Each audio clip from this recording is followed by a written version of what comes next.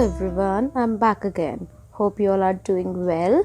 So today in this video we will continue with the past continuous, past perfect and past perfect continuous.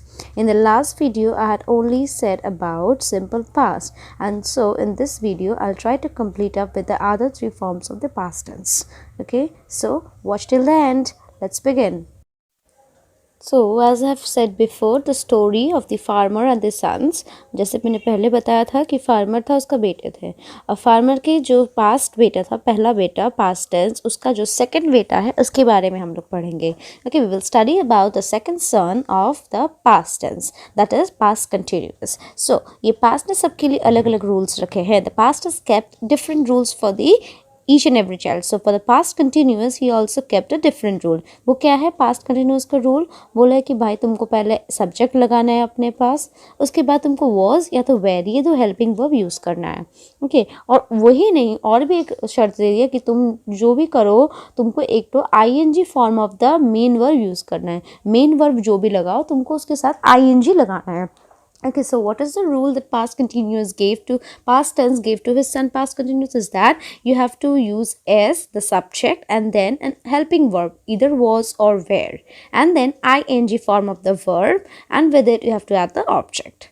Okay, now the main thing is that where to put was and where to put were. See, was has a good friendship with singular objects. So was said that I will be with singular object. Like if I say mother was, okay, mother is a single person, single object, so was. Mother was cooking food. Clear. So mother एक singular object है, तो was का दोस्ती mother के साथ है, मतलब singular object के साथ है. वॉज बोला कि हम हमेशा सिंगुलर ऑब्जेक्ट के साथ ही जाएंगे, हमको उस पसंद है. सो इसलिए मदर जो सिंगुलर ऑब्जेक्ट है, तो mother was cooking food yesterday, कल मम्मी खाना बना रही थी. अब वेयर बोला कि नहीं, मुझे सिंगुलर ऑब्जेक्ट नहीं पसंद है. Were doesn't like singular objects. Were always prefers to be with the plural objects. So in this case you see, in the first case I used mother, was, and the helping verb, and see I have also used the ing form of the verb. Look properly, इसका जो rule था वो follow किया है. Okay, ing form use किया तो past continuous एकदम correct हो गया. Now in the second case if I children were playing, देखो चिल्ड्रन बहुत जन हो गया, it is a plural form. Okay, so we are using were, क्योंकि वेयर हमेशा क्या बोला है, हम प्लूरल ऑब्जेक्ट के साथ जाएंगे. Okay, so children were playing, so ये भी अपना रूल फॉलो कर रहा है. प्ले के साथ ing form of the verb, जो कि एकदम पापा एकदम स्ट्रिक्टली बोल दे कि रूल फॉलो करना है, तुमको करना है, नहीं तो तुमको हम अलाउ नहीं करेंगे. So in this case past continuous is also following the rule. Okay, so children is a plural object, so we use were over here, the helping verb, and then playing. Children were playing yesterday. I hope this part is quite clear. Okay, with past continuous we use subject, then the helping verb was or were, and then ing form of the verb. Okay, हमको लगता है समझ में आ गया सबको. If you have any problem, अगर कोई दिक्कत है तो please write down in the comment box and watch the video till the end. Okay, so always keep the rules in mind और copy it down. Now we will move on to the next tense. Okay, अब हम लोग आ गए हैं past perfect में. ये past perfect जो है ये पास्ट टेंस का तीसरा बेटा है. अब देखो पास्ट टेंस ने क्या किया है. पास्ट टेंस ने सबके लिए अलग अलग रूल्स रखे. In the same way past tense has also kept a different rule for past perfect.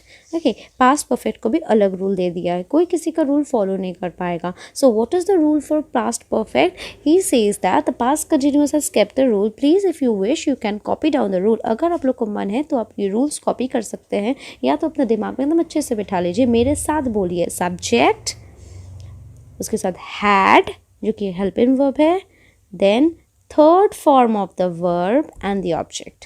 Okay, subject, had, third form of the verb and the object. Okay, so third form of the verb जो है ये हम आपको clear कर देते हैं। Third form of the verb mostly past form और third form that is participle form same होते हैं in most of the cases, but कुछ कुछ केसेस में वो डिफर करते हैं।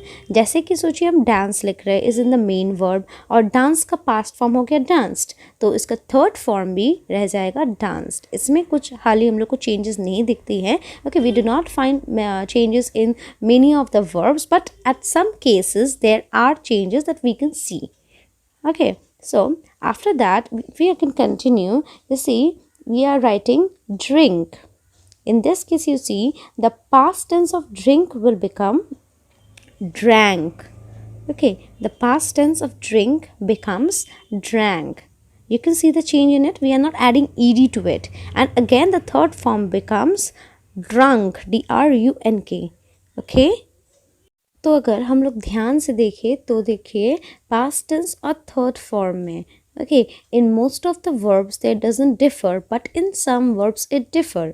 हम और एक एग्जांपल देंगे। If we write swim, swim is the verb, in the past form it becomes swam, and in the third form it will become swum, SWM। Just spelling देखिए। Okay, now if we write sing, and in the past form it will become sang, और फिर past perfect में हो जाएगा sung। Okay, सो यही difference आती है third form में। ये होता है third form of the verb. कुछ कुछ केसेस में past form and third form remains the same, but in many other cases there are difference in both. बट हम लोग जब भी परफेक्ट टेंस लिखेंगे we can not use the past tense. हम लोग पास्ट फॉर्म लिखेंगे तो वर्ब गलत हो जाएगी, तो we should always use a third form. Whenever we are using the perfect form of the tense then we will always write the third form of the verb. ये चीज़ अपने दिमाग में अच्छे से बिठा लीजिए कि हम लोग जब जब परफेक्ट टेंस यूज करेंगे we will write the third form, और थर्ड फॉर्म के साथ हम लोग हैड लगाते हैं। Mother had cooked well yesterday, मम्मी कल अच्छा खाना बनाई थी। So I am writing had, this is the past perfect tense, I am writing had with cooked. Okay, जब काम लास्ट खत्म हुआ है लेकिन उसको हम प्रेजेंट में बात कर रहे हैं तो उसको हो गया क्या, had cooked well yesterday. Okay, mother had cooked well yesterday.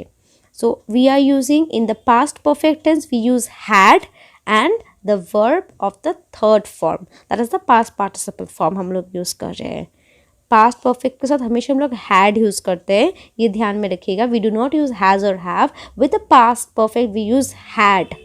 Okay, had cooked, cooked का प्रेजेंट फॉर्म पास्ट फॉर्म भी कुक्ड ही होता है, तो इस केस में डिफर नहीं किया, पास्ट फॉर्म भी कुक्ड होता है, पार्टिसिपल फॉर्म भी कुक्ड होता है।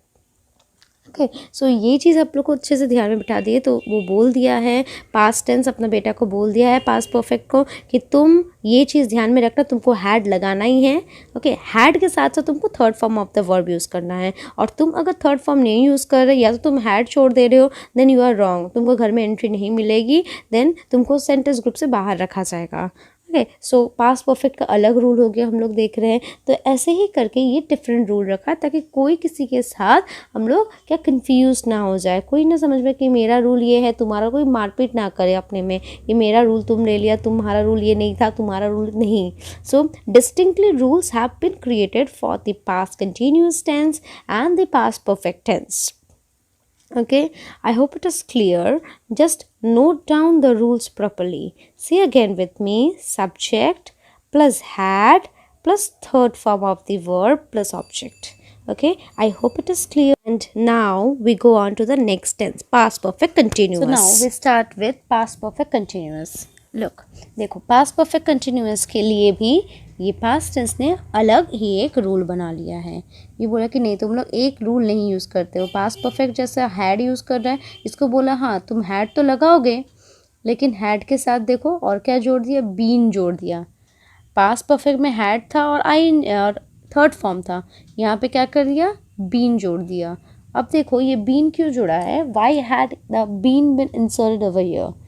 पास्ट परफेक्ट एंड कंटिन्यूअस, ये जो दो चीज़ है, past continuous and past perfect, ये past perfect and past continuous together forms past perfect continuous, दोनों मिलाकर पास्ट परफेक्ट कंटिन्यूअस होता है। इसीलिए हम लोग बीन लगाते हैं ताकि हम लोग हैड और आईएनजी के बीच में जो डिफरेंस उसको मिला पाए। उन लोग को मैचअप करा पाए। ठीक है, तो पास्ट परफेक्ट कंटिन्यूअस का क्या रूल दिया है, वो बोला है कि subject had plus been plus ING form of the verb and then the object.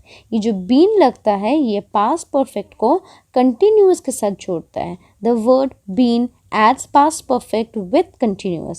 It is a joining point of past perfect and past continuous. Okay, past continuous के लिए हम लोग ing form यूज़ करते हैं and past perfect के लिए had use करते हैं. So it is past in past. ये जो past perfect continuous है ये past in past है, मतलब past में ही काम शुरू हुआ था, past में ही एक और काम ख़त्म हुआ था, लेकिन हम लोग बाद में बोल रहे हैं। ठीक है, जैसे कि मदर, जस्ट नोट डाउन क्या समझा रहे, अच्छे सुनो। Mother had been cooking when I arrived home.